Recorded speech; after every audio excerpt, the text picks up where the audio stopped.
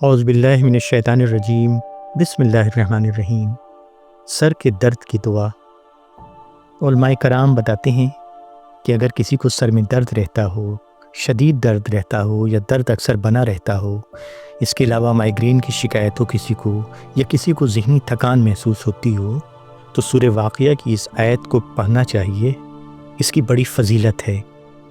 ہم یہاں پہ یہ دعا بتائیں گے، اس کو کیسے پڑھنا ہے اس کو جانیں گے، اور اس دعا کی فضیلت کے بارے میں بھی جانیں گے۔ بسم اللہ الرحمن الرحیم۔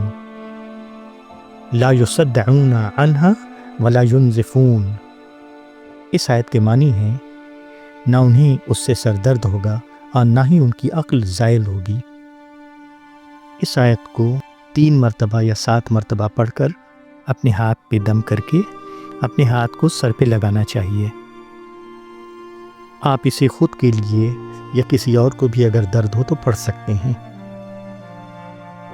یہ آیت جنت کی شراب کے ذکر کرتی ہے جو دنیا کی شراب سے بہت مختلف ہوگی۔ نہ سر درد ہوگا وہاں، نہ چکر، نہ نشہ۔ اسی وجہ سے علماء اور بزرگ اس آیت کو سر درد اور مائیگرین کے لیے روحانی شفا کے طور پر پڑھتے آئے ہیں۔ اس آیت کی فضیلت یہ ہے کہ یہ سر درد اور مائیگرین میں روحانی سکون دیتی ہے، ذہنی بوجھ، ٹینشن اور اسٹریس کو کم کرتی ہے، دماغ کو ٹھنڈک اور قلب کو اطمینان ملتا ہے اس آیت کو پڑھنے سے۔ اس آیت کو پڑھنے سے اللہ پر توکل مضبوط ہوتا ہے۔